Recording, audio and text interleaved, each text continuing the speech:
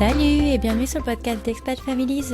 Aujourd'hui, on retrouve Méloé au micro, une maman française mariée à un Péruvien vivant à Andahuaylas, j'espère que je l'ai bien dit, au Pérou, soit à 17 heures de bus de Lima. Elle nous raconte la rencontre avec son mari en 2 temps, puis sa volonté de vouloir rester au Pérou, l'extension de leur famille avec l'accouchement un peu compliqué de son premier enfant, suivi d'un postpartum assez difficile, et enfin leur projet de vouloir venir accoucher en France pour leur 2e grossesse, chose qui malheureusement ne pourra pas se passer à cause du Covid, mais qui lui permettra de se réconcilier avec sa première césarienne sur place. Je vous souhaite une excellente écoute et je vous laisse avec la suite. Bonjour Mélo. Bonjour. Merci de prendre un peu de temps pour venir témoigner sur le podcast. C'est avec grand plaisir. Je te propose, avant qu'on démarre, que tu te présentes, que tu nous dises un peu qui tu es, où est-ce que tu habites et de qui est composée ta famille. Alors, je m'appelle Méloé, j'ai presque 30 ans. Je vis au Pérou, à Andahuaylas plus précisément. Et ma famille est composée de mon conjoint Hébert, qui est péruvien, et de nos 2 enfants. Alors, mon fils Alain, il a 2 ans et demi presque. Et ma fille Taïka, elle vient d'avoir 3 mois. Oh, toute neuve. Voilà. C'est fou. Et alors attends, j'ai cru entendre le nom de ta ville sans réussir à comprendre le nom. Est-ce que tu peux nous situer où est-ce que c'est par rapport à Lima? Alors, c'est très loin de Lima. C'est vraiment perdu dans les montagnes, dans les Andes, dans une toute petite région on va dire entre Lima et Cusco, pour que les gens y puissent un peu situer. Mais c'est vraiment pas une zone touristique du tout. Donc à dos de Lama, on en est à combien à peu près? En bus, Lima Andahuaylas, c'est 17 heures. Donc c'est très très long. Ok. Écoute, je te propose quand même avant tout ça que tu nous fasses une rétro française, à savoir qu'est-ce qui t'a fait arriver au Pérou?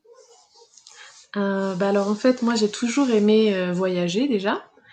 Et j'ai eu l'occasion de partir au Pérou en 2015 parce que j'ai fait des études d'éducatrice spécialisée. Et la 2e année, le stage, on avait l'opportunité de le faire à l'étranger.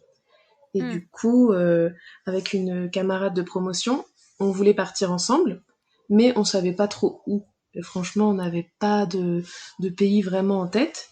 Et on cherchait, c'était un peu compliqué de trouver une structure qui veuille bien de nous. Et et on a fini par tomber un peu par hasard sur un contact au Pérou d'une association franco-péruvienne, du coup, qui est située à Andahuaylas, la ville où j'habite maintenant. Et du coup, Christelle, un soir, m'appelle et me dit « Ah, j'ai trouvé un stage qui pourrait nous prendre au Pérou. » Et du coup, moi, j'avais jamais vraiment... Enfin, le Pérou, voilà, c'était pas forcément ma destination de rêve ou quoi que ce soit, mais je me suis dit « Oh, pourquoi pas, allons-y. » Et voilà comment on s'est retrouvés à Andahuaylas. Mais trop marrant, mais trop atypique surtout. Et, Ouais. Et ton niveau d'espagnol alors à l'époque? J'avais fait espagnol au collège-lycée. LV2, ouais. Voilà, LV2. Moi, j'avais un niveau basique, quoi. Enfin, pas très... Ouais, Juan et sa bicycletta, quoi. Exactement. Hola, hola, ¿qué tal? Voilà, les bases. Et du coup, quand on est arrivé là, ça faisait quelques années que j'avais plus fait espagnol parce que j'avais été à la fac entre-temps. Donc, c'est revenu assez rapidement. Et l'espagnol, c'est quand même assez facile comme langue, je dirais. Donc, ça a été... Oui, on a des facilités en étant nous-mêmes françaises, je pense. Ouais, exactement, ouais. Et donc, c'est pendant ce stage que tu vas rencontrer ton futur conjoint? Exactement. Alors, le stage durait 4 mois et je l'ai rencontré sur la fin de mon stage. Et donc, on a gardé contact, mais vite avec le temps, on a perdu contact parce que entre le moment où je suis partie et le moment où je suis revenue au Pérou, il s'est passé 2 ans. Et du coup, c'est vrai que quand on s'est rencontrés au Pérou la première fois, on était très bons amis, on était proches, voilà, mais sans plus. Et moi, je suis partie. Et en fait, j'avais pas envie de me lancer dans une relation avec quelqu'un à l'autre bout du monde sachant que je devais rentrer en France, terminer ma formation, tout ça.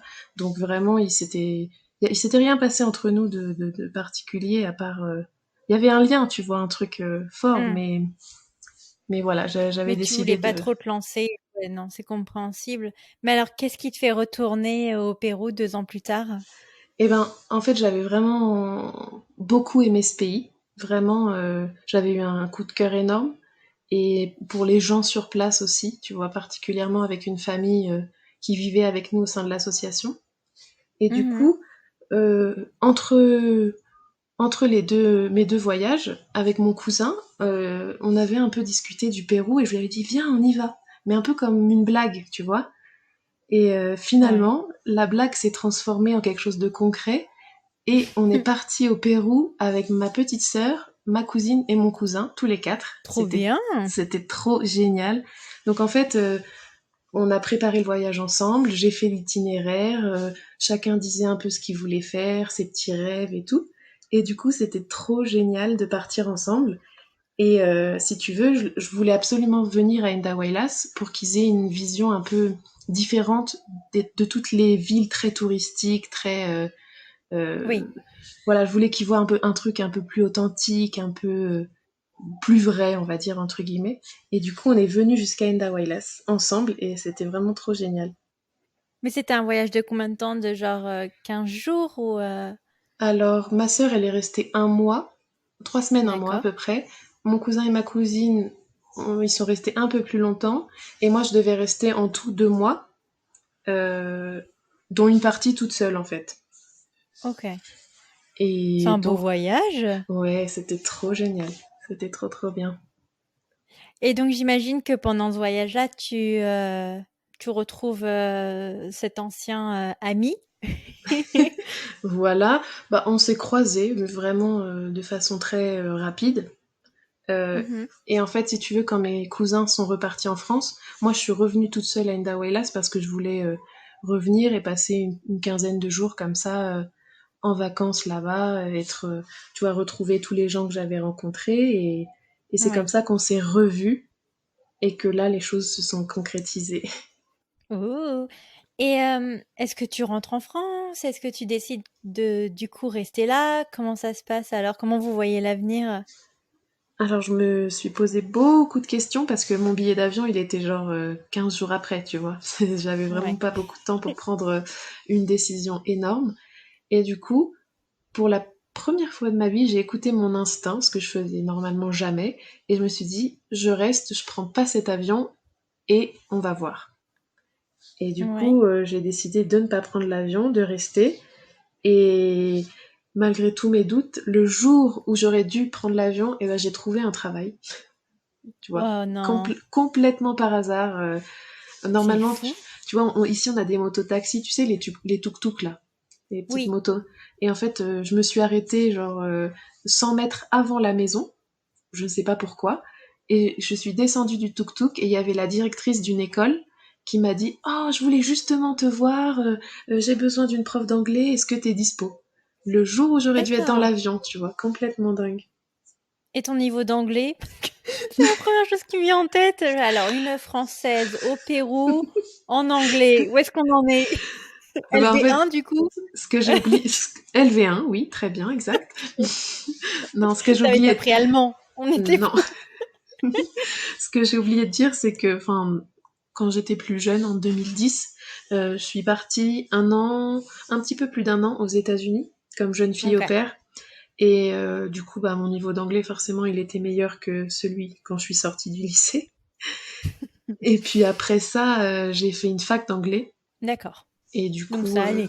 ça allait, voilà. J'étais pas, voilà, forcément la plus apte pour enseigner de l'anglais, mais comparé aux profs d'anglais ici,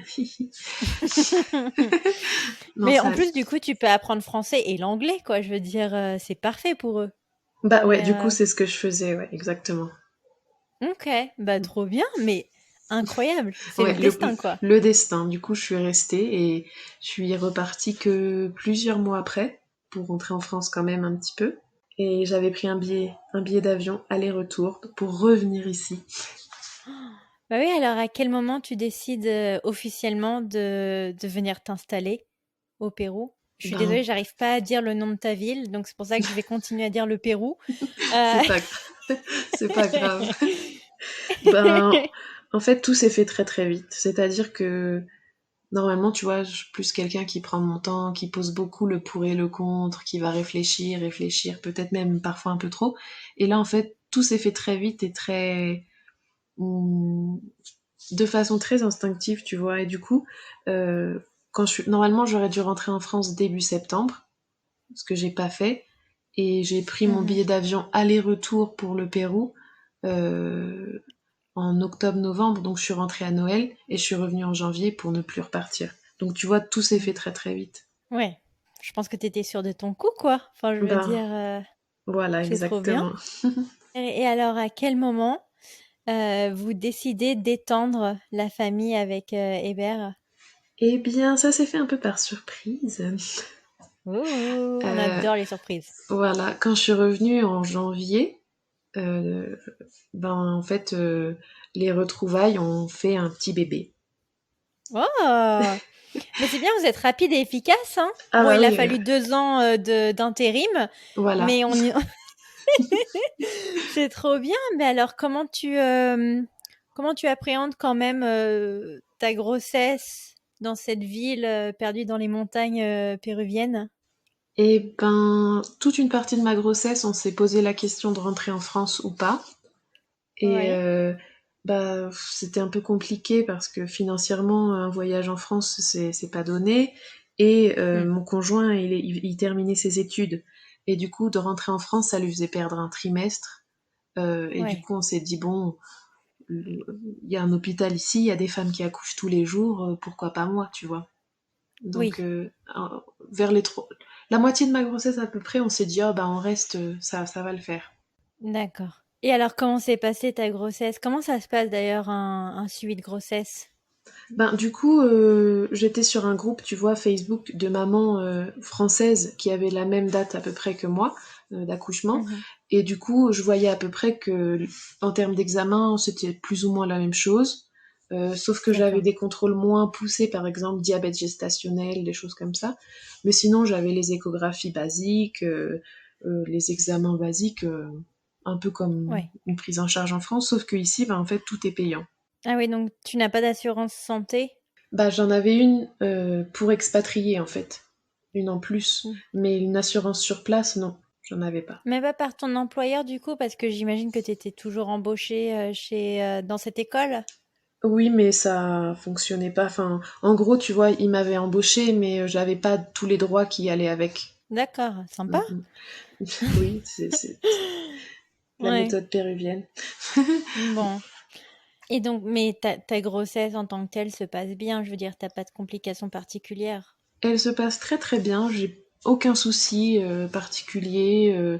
Tout va très bien. Je me sens bien. Le bébé va bien. Tout présage que tout va bien se passer, quoi. Ok, parce que so far, dans le podcast, on a eu une invitée en Amérique centrale, une Mhm. autre en Argentine, et manifestement de ce qui en ressort, c'est que les femmes sont extrêmement infantilisées et que on part très rapidement sur des césariennes. Oui, oui, oui. Bah, ça, Est-ce je qu'on te confirme. parle Oh, purée.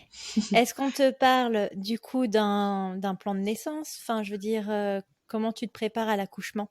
Alors, le plan de naissance, je le fais, moi, parce que, en fait, je fais beaucoup, beaucoup de recherches sur Internet et je me rends compte que c'est quelque chose qui se fait. Et ce plan de naissance, il m'aide un peu à comprendre comment se déroule, tu vois, l'accouchement, les étapes, ce que ton corps traverse, tout ça. Et du coup, moi, je le fais et je le dis à la sage-femme qui nous suit et elle dit, oh, mais ici, il y en a pas. Bon, Ok. ok. Mais est-ce que tu peux quand même regarder ce que j'ai mis dedans? Elle commence à regarder, elle dit, ah, la péridurale, mais il y en a pas ici. Ah, ah bon, d'accord. Euh, Sympa. et du coup, j'ai participé au cours de préparation à l'accouchement. Euh, Ouais. mais là, pareil, comme tu dis, c'est très infantilisant, la manière dont on t'explique comment un enfant est conçu, des choses comme ça, tu vois. Bon. D'accord. On repart directement à la fécondation avec les deux Oh, petites graines, c'est ça? voilà, je le sais.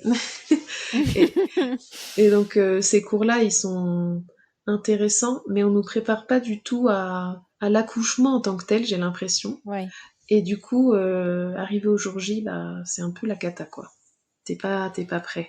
Enfin, en tout cas, moi, je Ok. me sentais pas du tout prête et pas du tout prête à gérer la douleur sans péridurale et sans accompagnement, en fait, sans personne qui est là pour t'aider, Et quoi. pour le coup, autant tu me disais, bon, le suivi de grossesse, on va le faire ici, mais est-ce que tu t'es posé la question à te dire, pour le premier tout du moins, on va peut-être rentrer en France pour l'accouchement? Bah, on s'est posé la question, mais je me suis dit, enfin, on s'est dit, il y a des femmes qui accouchent ici tout le temps, bah, pourquoi moi je Ok. pourrais pas le faire, tu vois? Et on avait fait le tour, parce qu'il y a quelques cliniques privées, mais en fait, c'est des cliniques privées qui n'ont pas le matériel, par exemple, ils n'ont pas de réserve de sang. Hein, pour une femme qui accouche, perdre du sang, c'est pas, ça peut Ouais. arriver, et du coup, si t'as pas de banque de sang, c'est un petit peu dangereux, on va dire. Et ils n'ont pas toutes les infrastructures pour recevoir un bébé s'il est un petit peu prématuré, par exemple, tu vois, ou qu'il a besoin d'aide C'est pour rester. étonnant pour des cliniques privées. Tu penses que comme ils brassent du coup plus d'argent, ils auraient plus de moyens qu'un hôpital public, non? Bah, du coup, pas du tout. On a visité la C'est ouais, clinique et ça c'est donne pas du étonnant. tout. Ça donne pas envie Bon, d'accoucher là. Et on s'est dit, bon, bah, on va accoucher à l'hôpital public. ok. Et bon, c'était pas forcément une très bonne idée. Comment s'est passé alors ton accouchement? Alors, il s'est passé à l'opposé de ce que j'avais prévu. Hmm. J'avais fait, tu sais, tout un plan dans ma tête, il va se passer ça, il va se passer ça, et finalement, tout s'est passé à l'inverse. Donc, en gros, j'ai fissuré la poche des os vers 3-4 heures du matin. Ouais. Donc, on est allé à l'hôpital à peu près 1 heure après, le temps de se Ouais. préparer et tout. Et arrivé à l'hôpital, donc ils m'ont fait un contrôle basique et mon col n'était pas ouvert, j'avais pas de contraction, il se passait rien du tout. Donc ils m'ont proposé un déclenchement et ils m'ont dit si dans les 6 Ouais. heures tu n'as pas accouché, c'est une césarienne. Donc ça Sympa. met un peu la pression, ça met un peu Ouais. la pression parce que c'est pas du tout ce que je voulais. Et du coup, ben, ils m'ont installée en chambre et ils m'ont mis une perfusion d'ocytocine pour déclencher les contractions. Ouais. Et ça a été très très douloureux. Vraiment, c'est une douleur extrêmement désagréable. J'avais les contractions en fait dans le bas du dos et à chaque contraction, je hurlais. Je pouvais pas contrôler mes cris. Et du coup, mon col s'ouvrait mais très lentement et je suis arrivée jusqu'à 4 de Ouais. dilatation. Et en fait, si tu veux, à chaque contrôle qu'il me faisait, eh ben, j'avais le droit aux 2 gynécos et aux 10 internes qui venaient dans la chambre. C'était trop... Sympa. Enfin, Ouais, c'est et en fait, tu sais, gênant. j'étais pas vraiment capable de dire oui ou non, ou parce que j'étais tellement sur ma douleur que du coup, j'ai un peu laissé faire les choses, tu vois, sans Hmm. donner mon opinion, sans pouvoir Mais dire alors, que j'étais pas d'accord. ils proposent vraiment pas de péridurale? Non, il y en a pas. Il y en a pas. C'est même pas une option, je veux dire. Non. Ah non, non, il y en a pas. Ouais. C'est pas au programme du tout. Et du coup, Et l'hiver, ils arrivé à... pouvaient pas leur dire, les gars, on n'est pas dans une salle de cinéma. Est-ce qu'on peut essayer de minimiser à 3 personnes dans la pièce? Ben, en fait, lui, il le faisait sortir à chaque contrôle. Donc, si tu veux, Oh. ouais, c'était un peu... On n'a Oui, pas donc su, en fait, être acteur vraiment du truc et dire non, tu vois. On se faisait un peu, bah... On suivait ce qu'on nous disait sans pouvoir forcément donner notre avis. bon, c'est vraiment pas cool. Mm, mm. Oh. Bah alors, comment ça se passe à la suite de ça? Ben, je crois que j'ai dilaté jusqu'à 4. Et là, ils Ouais, ont décidé de percer la poche des os complètement ok. et d'attendre. Et en fait, le travail n'allait pas assez vite pour eux. Et du coup, ils ont parlé de césarienne. Et au début, moi, je disais non. Hmm, Mais en fait, la douleur, elle était tellement horrible, c'était tellement long, tu qu'à m'étonnes. un moment donné, j'ai dit, bah, moi, je pensais que c'était un truc genre, si eux, ils parlaient de césarienne, c'est parce que c'était urgent, c'est parce que fallait le faire. Donc, j'ai dit Hmm, OK. Et donc, je me souviens, il y a une infirmière qui a donné une liste à Hébert et en lui disant, tu dois aller acheter tout ce qu'il y a sur la liste. mais non. Donc, oui, je te jure. Et en fait, il l'a lu à voix haute et je me souviendrai toujours, il a dit le mot scalpel. Mais c'est une blague? En fait, il a dû aller acheter tout le matériel nécessaire à une césarienne, dont un scalpel. Il a dû aller l'acheter au centre, en fait, au centre de l'hôpital, au milieu, il y a une sorte de petite pharmacie et tu dois aller acheter ce que les infirmiers te disent d'acheter. Mais ça paraît aberrant comme truc. Tu penses Bah, que, je veux dire, donc ça veut dire que tu passes entre guillemets à la caisse avant de faire ta césarienne, c'est ça? exactement. Donc, il a ramené tout le matériel nécessaire, dont la sonde urinaire, des choses comme ça. Donc, Oh, ils mais m'ont c'est préparé étonnant. pour la... Mais je Ouais, comprends je sais, pas. je sais. Mais tu crois que franchement, ils peuvent juste. En plus, c'est le même inventaire, c'est l'hôpital. Tu penses qu'ils vont juste piocher dans l'inventaire et enfin vraiment après service, oui, ils te filent la facture, quoi. C'est. Mmh, voilà, ça fonctionnait pas comme ça. Et du coup, moi, quand je l'ai entendu dire scalpel, je me suis dit, mais dans quoi est-ce que je m'embarque? Qu'est-ce qui va se passer? Donc, bah, ils m'ont préparée pour la césarienne. Je suis partie au bloc. Et donc, bah, tu sais, ils m'ont fait la fameuse piqûre dans le dos, là, pour anesthésier. Ouais. Euh, et en fait, je me suis endormie complètement. Et du coup, j'ai aucun souvenir de l'accouchement, en tout cas, ou de la césarienne, puisque je me suis réveillée 2 heures après en salle de réveil. Ah ouais?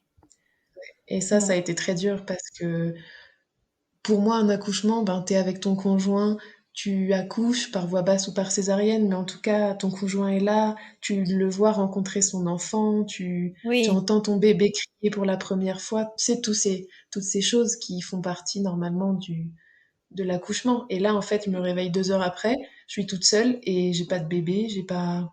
C'était vraiment, ça a été dur à accepter. Oui. Puis j'imagine l'angoisse quand même quand tu pars de. On te fait une piqûre dans le dos et tac, tu te réveilles après. Et tu. Enfin, Ouais. j'imagine que la première réaction que t'as, c'est quand même de te toucher le ventre, quoi. À te Bah, dire. j'ai regardé autour de moi, genre, mais où je suis parce que je suis plus dans la même pièce, je comprends pas. Et en fait, il y avait une télé allumée et j'ai vu l'heure et j'ai vu qu'il était 22 heures et je me suis dit, mais ça fait 2 heures, qu'est-ce qui s'est passé entre ces 2 heures? Et du coup, Ouais. la première réaction que j'ai eue, c'est de demander à la personne qui était là, il est où mon bébé? Et ils m'ont dit, ah, t'inquiète pas, tout va bien, il est avec son papa. Et en fait, je me suis rendormie 1 heure en plus, parce que Hmm. j'étais tellement fatiguée que Oui. j'ai même pas géré, enfin, j'ai même pas pu gérer, tu vois, je me suis rendormie. Je me suis réveillée 1 heure après, donc il était 23 heures. Et Oui. là, ils m'ont emmenée en chambre, je l'ai vu Hébert, et ensuite ils m'ont amené mon petit bébé.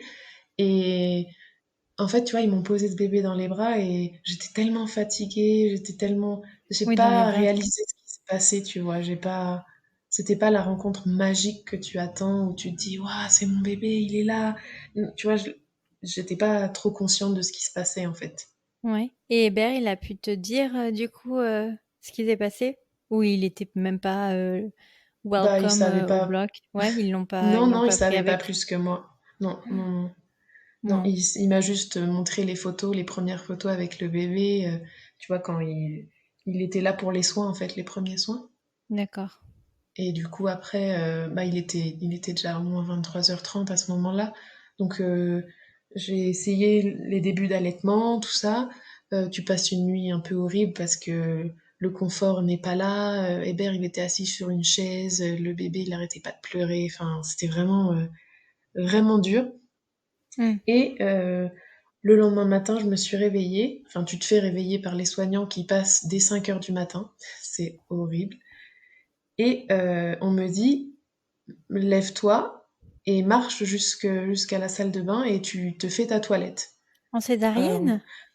mais du coup, moi, je n'avais pas trop conscience de ce qui s'était passé et de ce que mon corps avait subi. Donc j'essaye rien que de m'asseoir et de me lever. Et j'avais une douleur, mais tellement énorme, j'arrivais pas à mettre mon corps droit. J'avais l'impression que j'allais m'ouvrir, tu vois. Bah oui. Et du coup, je marchais mais vraiment comme une mamie, tu vois, tout doucement. Et c'était horrible. Et je suis arrivée dans la salle de bain et je savais même pas quoi faire. Et dans la salle de bain, on m'a donné un petit pot avec de l'eau, un petit pichet. Et on m'a dit, bah, nettoie-toi, en fait, fais ta toilette. Et je Ouais. savais même pas comment faire parce qu'il n'y a pas de douche, il n'y a qu'un toilette et un lavabo. et je savais pas comment me nettoyer, j'avais trop mal, je pouvais pas m'asseoir, enfin c'était horrible. Quelle urgence il y avait à te nettoyer, Ah ouais, ouais. mais là-bas c'est comme ça, c'est tout de suite, allez, tu te mets debout, tu te nettoies, et tu te plains pas quoi, enfin, on enchaîne. En gros, c'est ça. Bah purée. Mais t'étais toute seule dans ta chambre ou il y avait d'autres femmes? Enfin, je veux dire, c'est comme un dortoir ou Alors, si t'accouches par voie basse, tu vas dans une chambre où il y a à peu près une vingtaine de lits. D'accord. Et si t'accouches en césarienne, il y en a 5. Il y avait 5 lits dans ma chambre. Donc, ça veut dire 5 mamans, 5 bébés, 5 conjoints, 5. Ouais. Enfin, c'est beaucoup de bruit, c'est beaucoup de. Tu te reposes jamais, jamais, jamais. Tu dois rester combien de temps du coup à l'hôpital? 3 jours, Alors, j'imagine. moi, je suis sortie en moins de 48 heures. Tu me diras, c'est pas plus mal, hein, quand tu vois Ouais, la ouais, gentillesse des infirmières. ça peut paraître rapide, mais je préférais être chez moi, dans mon lit, au calme. Je voulais vraiment partir de cet endroit, quoi. Ouais. Mais Je c'est voulais pas. surtout que, de ce que je comprends quand même, la césarienne, ils doivent contrôler la cicatrice et s'assurer qu'il n'y ait pas d'infection ou de choses comme ça qui Bah là, du arrivent, coup, quoi. il te laisse 48 heures. Et après, j'avais un contrôle 7 jours après pour retirer le fil. Et du coup, Ouais. entre ces 48 heures et les 7 jours, ben, il y a personne qui contrôle quoi que ce soit.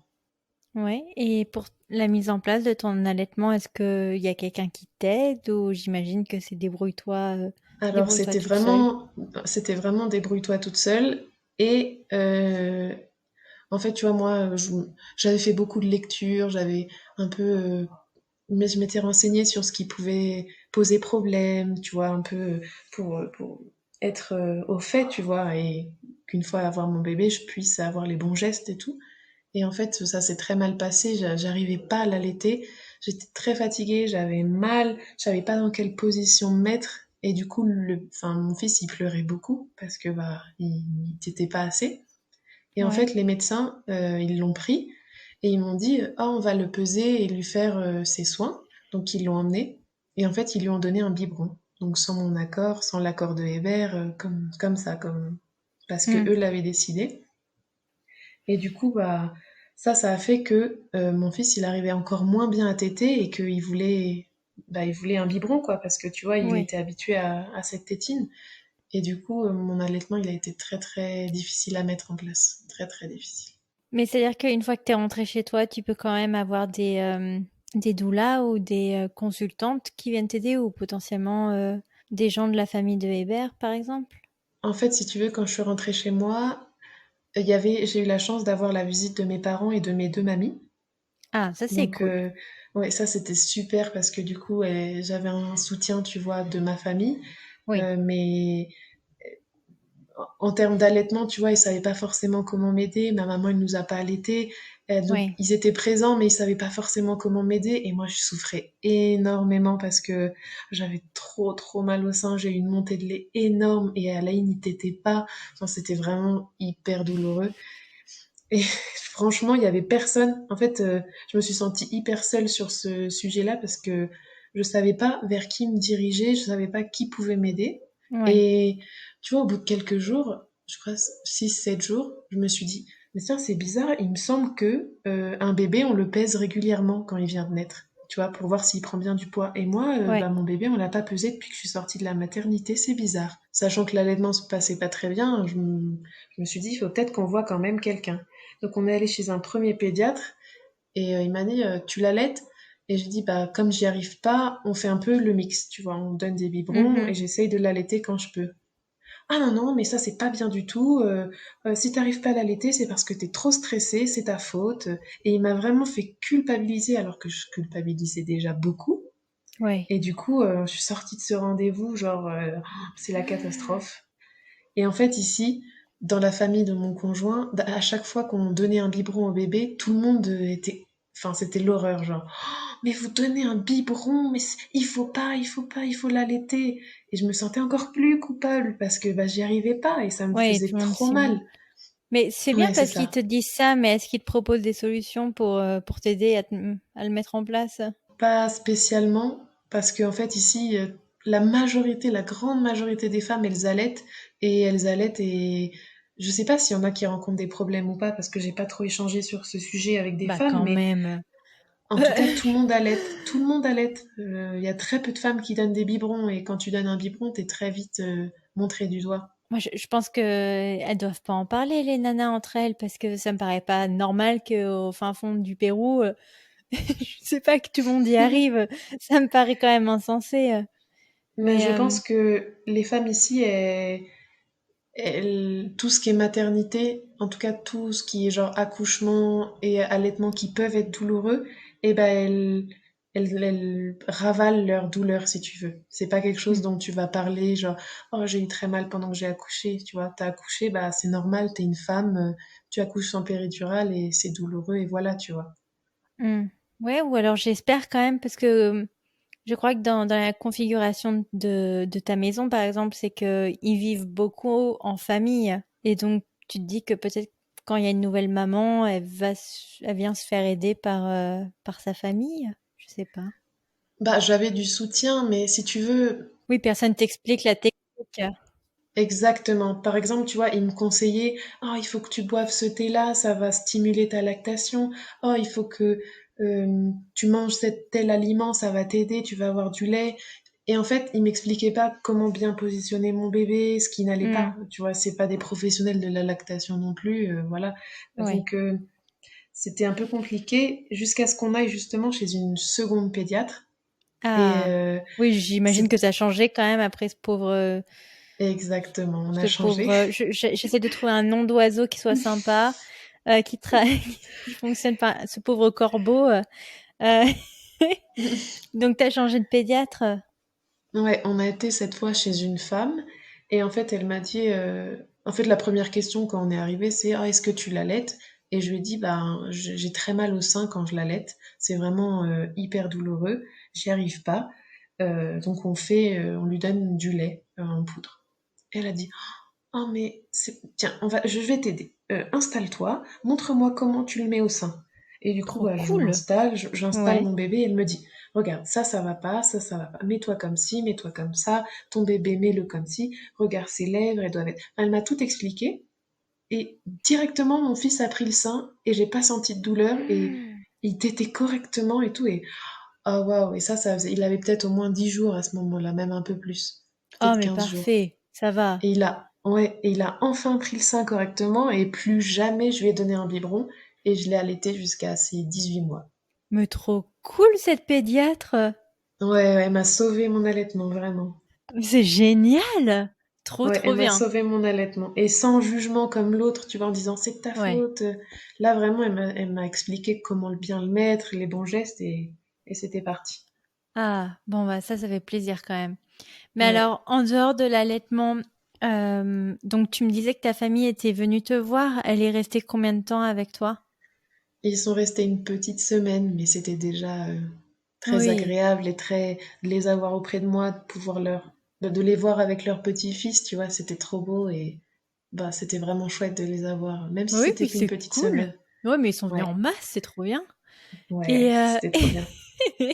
et alors, une question purement culturelle, parce que je ne sais pas, mais est-ce que le concept de congé parental existe au Pérou, et est-ce que, par exemple, toi ou Hébert, vous avez pu en avoir un? Alors moi, en fait, quand j'ai arrêté de Oui, travailler tu travaillais plus. J'avais avant oublié. l'accouchement, du coup, j'avais plus de contrat de travail ni rien, donc j'avais pas de tout ce qui s'appelle les droits liés au travail, tu vois, genre congé et tout. Ouais. Et ensuite, ce qu'il faut savoir ici, c'est qu'à peu près 70% de la population a un travail informel. C'est-à-dire qu'ils travaillent sans contrat, ils travaillent au jour le jour, et ben, du coup, ils n'ont pas tous les droits auxquels on peut imaginer, tu vois. Hmm, Et du d'accord. coup, bah, Hébert, il n'avait pas de congé paternité, mais il est resté avec moi assez longtemps parce que j'en avais besoin, j'arrivais pas à être toute seule. Euh, il m'a beaucoup aidé et il m'a soutenue pendant plusieurs semaines. Ça, c'est cool. Ça, Ouais, c'est c'était cool. très... Ok. J'en avais vraiment besoin. Ouais, bah, tu m'étonnes. Bah, c'est pas évident, hein. Non. Et, et alors, une fois qu'il a dû reprendre le travail et que tu étais toute seule avec Alain, comment ça s'est passé alors, ton postpartum?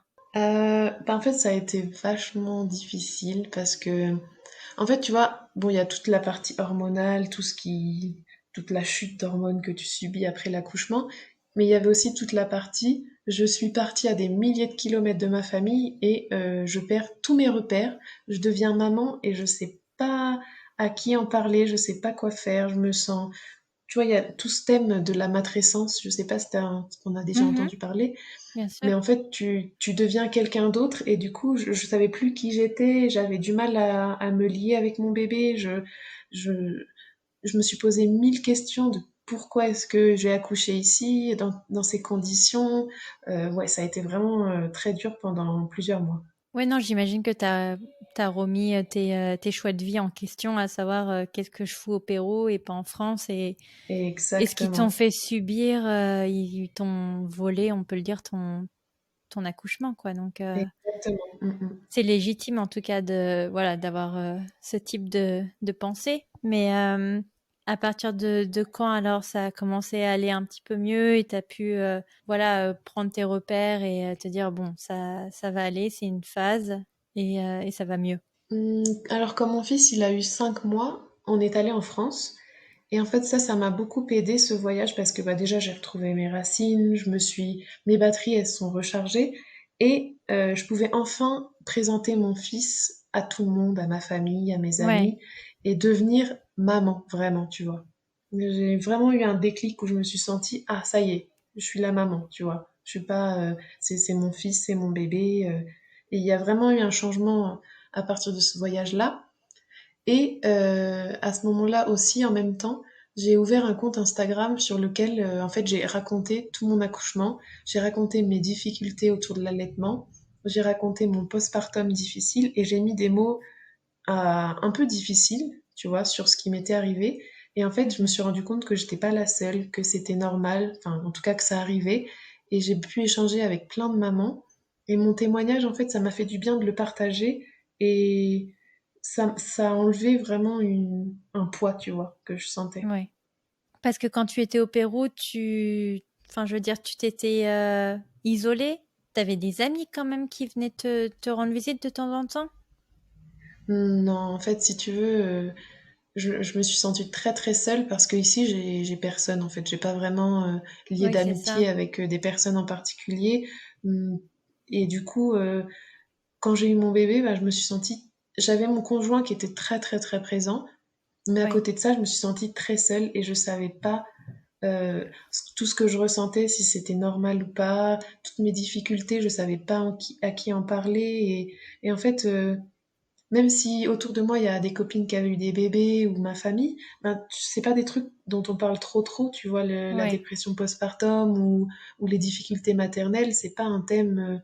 Enfin, ça commence à se débloquer, on commence à en parler, mais en tout cas, moi, je savais pas vers qui me tourner et du coup, j'avais du mal à me sentir maman, j'avais du mal à trouver ma Ouais. place et j'avais du mal à lier, tu vois, ce lien d'attachement envers mon bébé.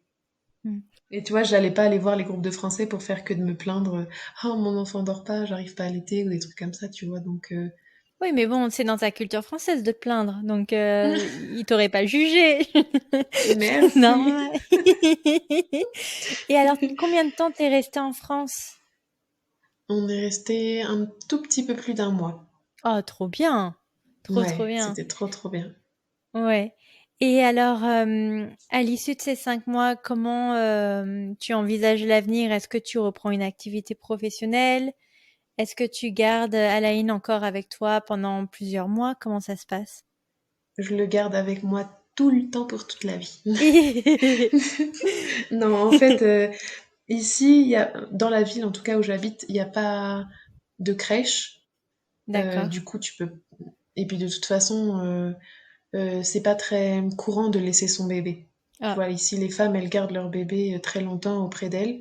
Et du coup, je me voyais pas du tout le laisser à une inconnue. ouais. Et j'avais besoin de l'avoir avec moi. Et lui, il avait aussi besoin d'être avec moi. Et du coup, là, il va avoir 2 ans et demi et je l'ai jamais laissé. Hmm. Mais en même temps, encore une fois, je fais pas de la philosophie de comptoir, mais après un accouchement comme ça, je peux qu'imaginer. Voilà, j'ai une amie à qui aussi elle a dû avoir une césarienne d'urgence. Enfin, je vais pas rentrer dans les détails, mais c'est vrai Mhm. qu'aujourd'hui le petit va avoir 3 ans et jamais elle l'a laissé à une babysitter par exemple. Ouais, Donc, ouais, est-ce mais que je ce genre comprends. de, oui, voilà, est-ce que ce genre de d'expérience t'empêche en fait clairement de d'être séparé plus de plus d'une heure de ton enfant, quoi. Franchement, c'est Mais moi en tout cas c'est la je conclusion pense. que j'en tire en parlant de plus en plus à des femmes, quoi. J'arrivais pas à le laisser, hein. Vraiment, je partais une demi-heure faire les courses. Je revenais en panique, genre il va bien. Non, vraiment, j'arrivais pas à le laisser. Et en plus, je dirais que si j'avais été en France, j'aurais entièrement confiance en ma maman, en ma petite sœur. Tu vois, j'aurais peut-être pu le laisser. Mais Oui, ici, en fait, j'avais pas cette figure, tu vois, en me disant, ah, cette personne, je sais qu'elle va bien s'en occuper et oui. qu'il lui arrivera rien. Et du coup, je pouvais pas le laisser. C'est pas J'imagine qu'il y a possible. un peu de ça, ouais. Mais pourtant, t'as quand même la famille de Hébert qui est là et qui vraiment vit à côté. Ouais, mais tu vois, il a plein de tantes, par exemple, mais j'ai pas un lien hyper proche avec elle et j'avais du Ouais, mal à me dire, je vais laisser mon enfant à une de ses tantes, tu vois. ouais. Non, ça a du sens. Alors, j'imagine que vous instaurez du coup l'espagnol et le français dans son petit langage. Alors oui, mais j'ai mis du temps à pouvoir lui parler français, à Ah peu bon? près autant de temps que j'ai mis à pouvoir m'attacher à lui et à me sentir sa maman. Et en fait, tu vois, j'arrivais pas à lui parler ma langue. C'est trop bizarre, hein, mais j'arrivais pas. Je lui parlais qu'en espagnol parce que j'étais bloquée sur cet aspect-là. Je sais pas pourquoi, j'arrive pas trop à Bah, comprendre, mais j'ai pas envie de te faire, voilà, je suis pas thérapeute, mais je suis en train de m'imaginer. Enfin, tu me disais que les 5 premiers mois, tu vois, t'osais pas te définir comme étant enfin, la maman, quoi. Et exactement. de ce que j'ai compris, la langue maternelle, c'est la langue de l'amour. Et tu te dis, ben, est-ce que tu vois, je pense que ça allait avec ta définition. Est-ce que je suis légitime en fait à être sa Mm, mère? Donc exactement. Bah peut-être, sûrement, sûrement. Mais du coup, à partir du moment où on est allé en France et qu'il y a eu ce déblocage, eh ben, j'ai réussi à lui parler oui, français. Et maintenant, moi, je lui parle français 90% du temps, sauf s'il y a Hmm, quelqu'un dans la pièce qui parle oui, qu'espagnol et qui a besoin de comprendre ce que je suis en train de dire à mon enfant. Et du coup, là, je parlerai en espagnol. Mais ouais, du coup, je trouve ça merveilleux parce que il comprend tout ce que je lui dis et il comprend tout ce que son père lui dit et il passe comme ça d'une langue à l'autre tellement facilement, je trouve ça fascinant. ouais. Mais je suis d'accord. Enfin, bon, le mien, il a 18 mois, donc il commence à baragouiner quelques petits mots. Mais ouais, je suis d'accord que c'est fascinant comme Ouais. ils arrivent à comprendre deux langues. Et Enfin, oui, il dit pomme, mais si son père lui dit apple, il va comprendre que c'est le même objet, quoi. Et mais exactement, c'est exactement. fou. Des fois, tu sais, je me dis, ah tiens, je vais faire une phrase longue avec plein de trucs dedans et on va voir s'il comprend. Et je lui dis, va mettre le linge sale dans la panière qui est là-bas et il va le faire. Et je me dis, waouh, il a compris. Ouais. Je suis Mais trop oui. fière. Genre. Alors, j'imagine que la vie suit son cours. Et à quel moment vous décidez de d'étendre la famille? Alors, on se disait que 2 ans entre les deux, c'était pas mal. Et Ouais. du coup, à peu près en janvier 2020, on s'est dit ce serait pas mal de se relancer. Et puis, tac. Et puis bébé s'installera quand il veut. Et à Ouais. partir du moment où il s'installe, ben, on commence toutes les démarches pour partir en France. Parce que je ne Ok. voulais plus jamais, on ne voulait plus jamais accoucher ici. Tu m'étonnes. Donc janvier 2020, on se dit que c'est parti. Et Mm. février 2020, donc mon cycle suivant, bébé s'installe. Ok. Mars, on se fait confiner avec le coronavirus et nos plans Mm. tombent complètement à l'eau parce qu'on est resté confiné de mars à juillet, à début juillet, puis de nouveau en août. Et en fait, quand on est sorti de confinement, bah, il était trop tard pour aller à Lima, faire les démarches et partir en France. Parce que au Pérou, ils avaient fermé les frontières? Les frontières, elles sont restées fermées de mars à décembre. Donc très sympa le Covid. Euh, Ouais.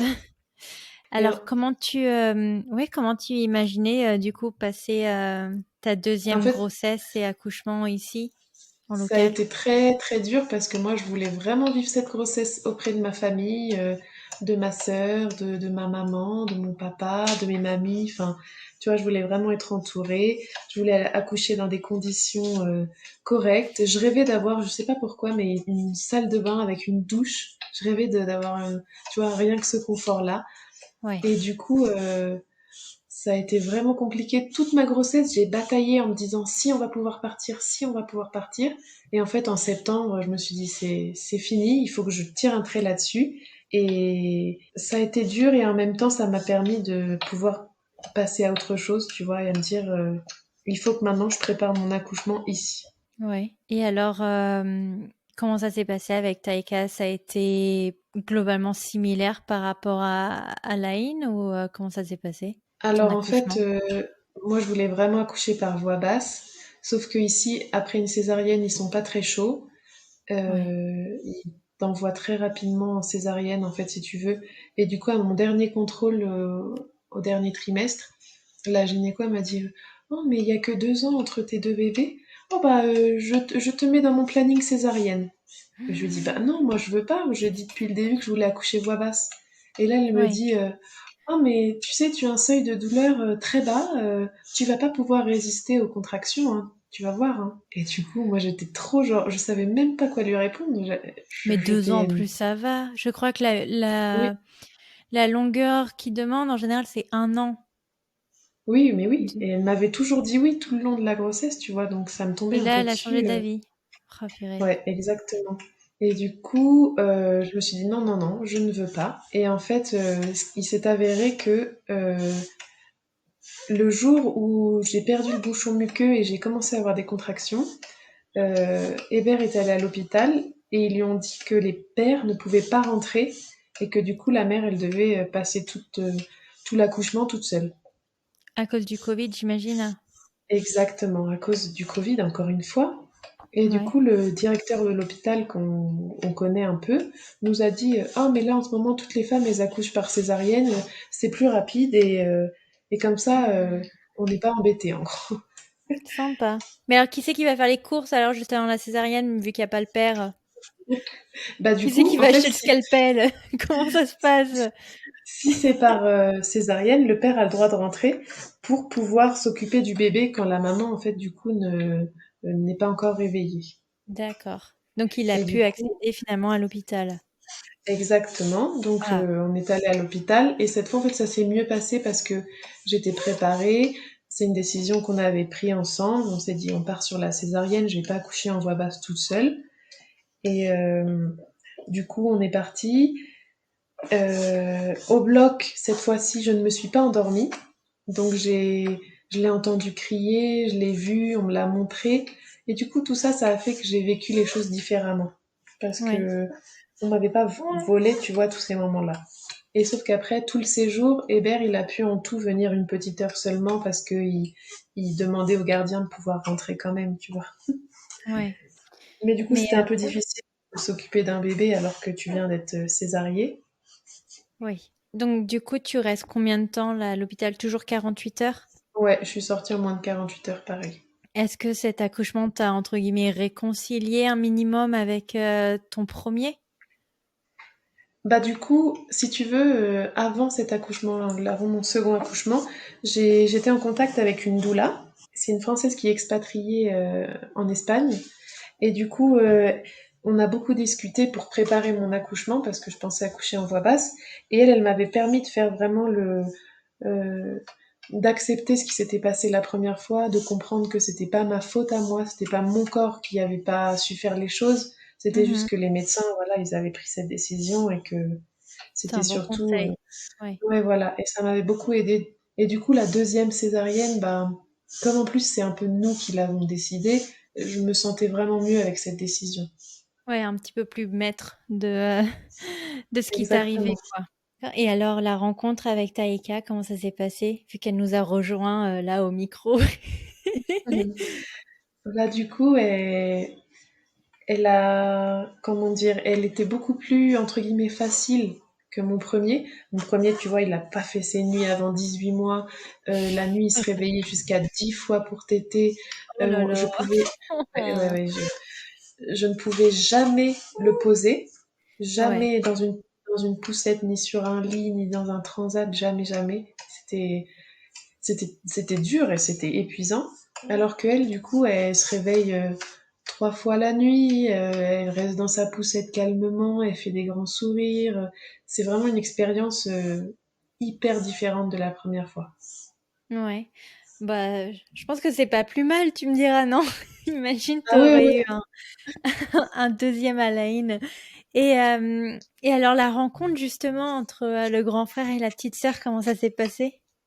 Alors ça c'est, tu vois, moi je m'imaginais trop genre les jolies vidéos Instagram où tu vois des trucs trop mignons, trop choux. Et en fait, quand on est arrivé, si tu veux, moi, Alain, je l'avais jamais quitté, et encore moins la nuit. Et là, je suis Ouais. partie de nuit, c'était long, tu vois. Et quand je suis Mhm. revenue, il m'a vue, et en espagnol, il m'a dit fuera. En gros, ça veut dire sors de là, quoi. Oh. Tu vois, en gros. Et du coup, Il moi, était j'étais pas trop content. triste. Non, pas du Ouais. tout. Et on lui a présenté sa sœur, et il a dit bébé, non, bébé, non. Il voulait pas la. Et du coup, je me suis dit, oh oh. Et les jours d'après, il pleurait tout le temps pour tout. Il était content de rien. Enfin, c'était vraiment pas facile. Ouais. Mais après, encore une fois, je pense que c'est la loterie de la vie. Tu peux pas anticiper comment va être ton aîné. Est-ce qu'il va être genre super content? Est-ce qu'il va un peu rejeter? Mais après, Exactement. c'est ce qu'ils disent dans la maison des maternelles et je trouve ça tellement rigolo. C'est genre, imagine ton mec qui revient à la maison avec une autre femme et il te dit, voilà, maintenant elle va venir rester à la maison, quoi. Ah Enfin, bah non, merci. et je pense que c'est un bon, je trouve que c'est une belle image parce que c'est vrai que tu te dis, bah non, en fait, j'ai pas envie. Donc tu peux comprendre que du coup, dans la tête de certains enfants, c'est genre, bah niette, quoi, j'en veux pas de ton truc. Mais par contre, enfin, au bout de quelques jours, il a commencé à être vraiment trop mignon, à lui faire plein de bisous. Dès qu'elle pleurait, il venait nous chercher. Maintenant, Ah, ils ont vraiment une relation trop trop mignonne et dès qu'il se réveille, il vient lui faire des bisous, des c'est câlins. Tout le temps, mignon. il la touche. Il aime pas quand elle pleure et tout. Donc, tu vois, c'est pas, la Oui, rencontre n'a pas défini toute la suite entre eux, tu vois, non, bah, heureusement. heureusement. Mais de toute façon, ils sont Heureusement. tellement rapprochés en âge, ils vont être que meilleurs amis, quoi. Enfin, je veux dire, Mais oui. il se rappellera Mais pas oui. d'avoir vécu tout seul, quoi. C'est ça le truc. Mm. Et puis Exactement. c'est ce qui est bien avec les enfants rapprochés, tu vois, c'est que nous, on va avoir combien du coup? On va avoir 20 mois d'écart entre les deux. On s'est dit, Ouais, tu sais quoi, on n'a pas touché à ce goût de liberté, à genre, oh, il y en a un qui fait passer ses siestes, ou genre, oh, il y en a un qui est propre. C'est genre, non, on va enchaîner dans la difficulté. exactement. Et dans 3 ans, on sera bien content. Exactement, on a fait pareil. Non, ça va juste être, je pense, la première année du deuxième et un petit peu plus challenging, mais voilà, on sort la tête de l'eau un jour ou un autre, non? Oui, mais tu prends le rythme au bout d'un moment et puis ça va. Après, il y a des phases où c'est plus compliqué, mais c'est c'est tellement de bonheur à côté que bon bah t'es fatigué le soir, mais c'est pas grave. Ouais, c'est worth it. Non, non, mais Mhm. c'est sûr. Et là, donc, du coup, entre les deux, c'est au top du top. Je veux dire, Ouais, ouais, ouais, ouais, vraiment. ok. Bon, bah écoute, tu le vends très bien. Me voilà rassurée. Et alors, tu penses que tu vas enchaîner sur un baby number three quand Ben on t'as aimerait égal, bien, c'est vrai? Trop bien. on aimerait bien un petit dernier ou une petite dernière, mais cette Ouais, fois, en je France. touche du bois, mais en France et non là c'est pas possible autrement. Non, j'imagine. Est-ce que tu aurais des conseils pour des femmes qui, voilà, qui vivent, de ce que j'ai compris, c'est quand même assez courant en Amérique latine de malheureusement, voilà, tomber que sur des cas de figure où au moindre prétexte, ils te font partir en césarienne, quoi. Si il y avait quelqu'un à ma place, là où je suis au Pérou, dans les conditions dans lesquelles je vis, je lui dirais va accoucher à Lima dans une clinique où certes tu vas payer un certain montant, mais tu seras pris en charge à peu près comme un hôpital en France en fait. Tu vois, tu auras les mêmes droits, tu auras une chambre correcte. les conditions sanitaires, elles seront correctes. Tu vois, je conseillerais aux gens de bien se renseigner sur l'endroit où ils vont accoucher. Et je leur dirais en gros, préparer leur accouchement et de faire entendre leur voix avant, tu vois, de Mm. répéter à la personne qui les suit, je ne veux pas ça, je ne veux pas ci, tu vois, et que ce soit clair et... Oui. Mais alors, d'ailleurs, ça me fait penser, je t'ai même pas posé la question, mais pendant le Covid, vous n'avez pas imaginé justement aller vous faire suivre et potentiellement accoucher à Lima ou c'était pas possible dans les contextes sanitaires? Ben, on y a pensé, sauf que, en fait, pour rejoindre la capitale, c'est très compliqué. Comme je te disais au début, il y a 17 heures de bus, donc enceinte avec un bébé de moins de 2 ans, non merci. Ouais. Et du coup, moi, j'attendais que les vols réouvrent entre Andahuaylas et la capitale, sauf qu'ils ont jamais réouvert. Et du Hmm. coup, c'est une option qu'on a vite oubliée. Bon, d'accord. Bah écoute, dans tous les cas, on prendra ton conseil en espérant que le Covid disparaisse. Euh, Oui. Du coup, qu'est-ce qu'on peut te souhaiter pour la suite? Ben, on espère avec Ever pouvoir rentrer en France bientôt et s'y Ouais. installer et vivre, voilà, une vie bien différente de celle qu'on a ici, dans des conditions bien différentes. Rien Hmm. que pour l'école d'Alaïn, pour le système de santé, tu vois, ici, il n'y a même pas un bon pédiatre sur lequel on peut compter. Euh, la maison, elle n'est pas chauffée ni isolée comme toutes les maisons ici. Du coup, il fait très froid. Ouais. On n'a pas d'eau courante toute la journée. En fait, il n'y a pas d'eau. Donc, c'est galère, tu vois, t'imagines rien que de faire prendre le bain à ton bébé, et là tu Ouais. dois avoir des bidons d'eau que tu fais chauffer dans une marmite, enfin, Ah ouais, non. tout est compliqué, tout est... C'est le Et ouais, camping. comme je te... Ouais, Bah, ouais. c'est par rapport à la vie qu'on pourrait avoir en France, oui, c'est sûr. Et du coup, oui, pour les enfants, on a envie d'aller en France. Ouais, non, ça a son sens. Et Hébert, il se sent comment du coup? Il est en train de pratiquer son français, j'imagine? Euh, tu peux lui envoyer un petit message si tu veux pour lui. As a reminder. Bah, en fait, Hébert, quand je l'ai connu, c'est quelqu'un qui est très, très, très attaché à son pays, à sa terre, à son... Vraiment, tu vois, il m'avait toujours dit, non, jamais j'irai habiter en France. C'était clair et net Mhm. depuis le début de notre relation, c'était jamais. Et en fait, bah, on a eu les enfants, il a pas forcément tout de suite compris ce qui, moi, me manquait, mais une fois qu'on a été en France et qu'il a pu voir dans quelles conditions on pourrait vivre, il a adoré la France.